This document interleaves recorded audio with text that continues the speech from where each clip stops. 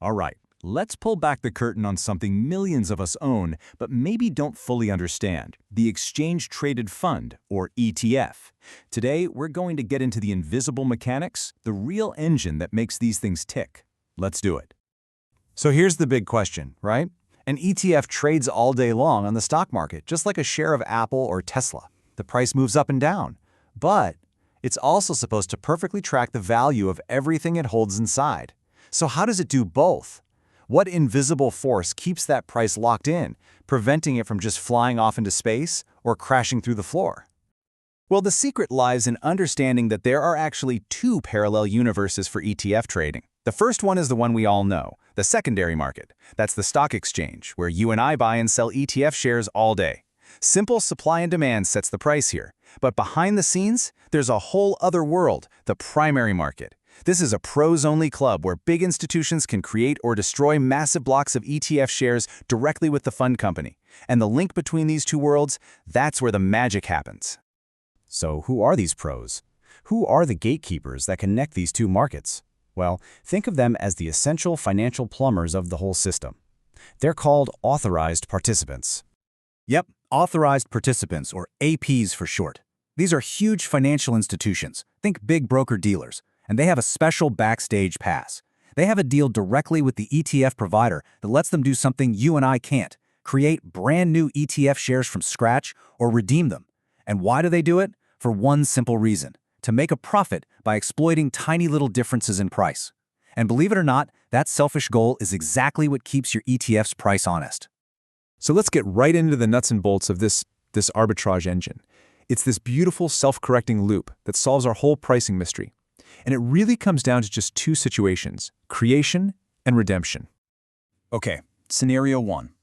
Let's say an ETF gets super popular, everybody wants in, and all that buying pressure on the stock exchange pushes its price higher than the actual value of the stocks it owns. This is called trading at a premium.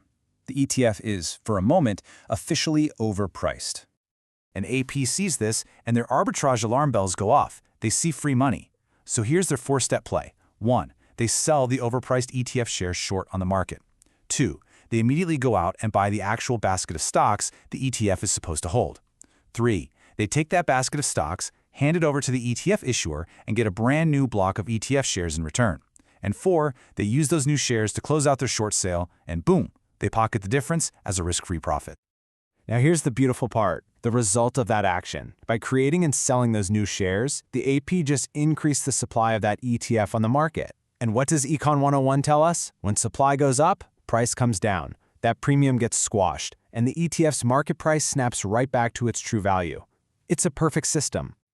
Okay, so let's flip it. What happens if there's a big sell-off? The ETF's market price drops below the value of the assets inside. Now it's trading at a discount. In other words, it's on sale.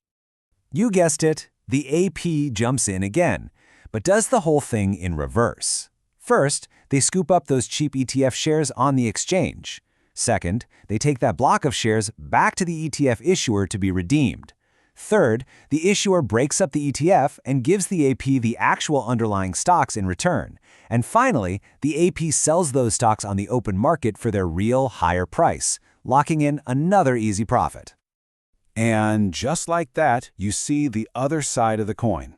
The AP's action has literally vacuumed up ETF shares from the market, which decreases the supply.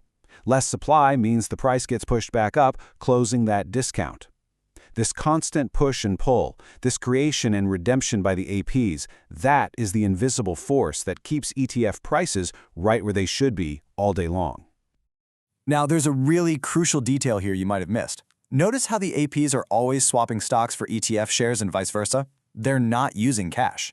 This in-kind transfer, as it's called, is the secret sauce behind one of the ETF's biggest advantages, tax efficiency. See, unlike a mutual fund that has to sell stocks and create capital gains to pay departing investors, the ETF just hands over the stocks themselves. That means fewer taxable events for everyone still holding the fund. It's a huge deal. Okay, so we've nailed down how the price stays on track, but what's actually inside the ETF? How is it built? Let's look at the different blueprints the fund companies use to make sure their ETF perfectly mirrors its index.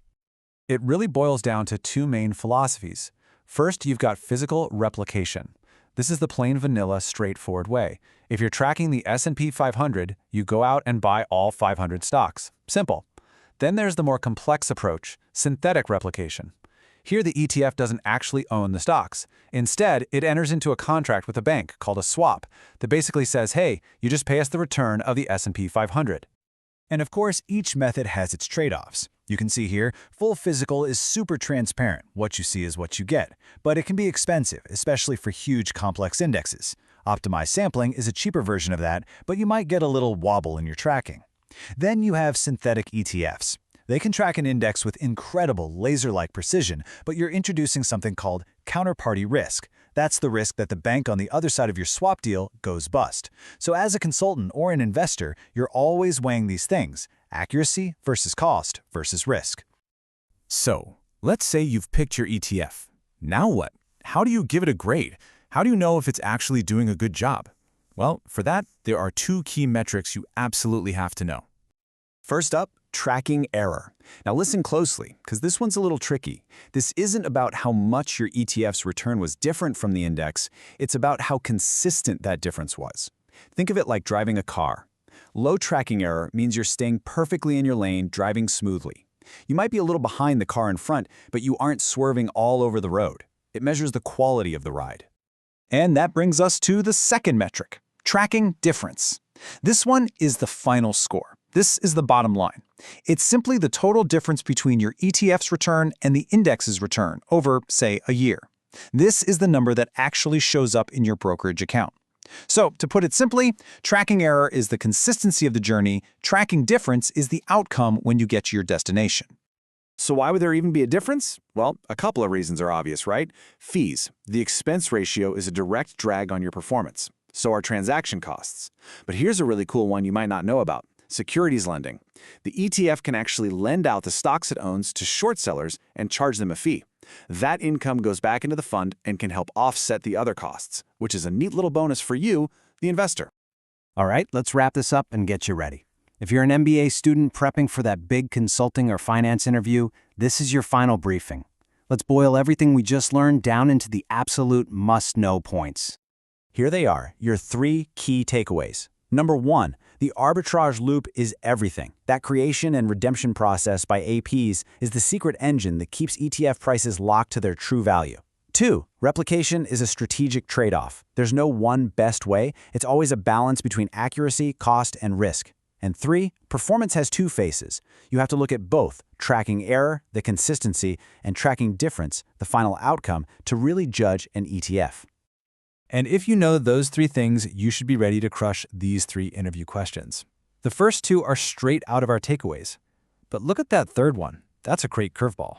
In a crisis, when it's hard to sell stocks, a physical ETF might struggle. But a synthetic ETF, its performance is based on a contract, not on trading the actual messy, illiquid stocks. So it might just hold up better. That's a top-tier answer right there. So there you have it. We've gone deep inside the invisible plumbing of the ETF world. We've seen how a few big players, just trying to make a buck, create this incredibly stable and efficient product for the rest of us. So the next time you look at an ETF, you're not just going to see a ticker symbol. You're going to see the whole elegant machine whirring away behind it. And the real question is, now that you know how it works, how will that change the way you invest?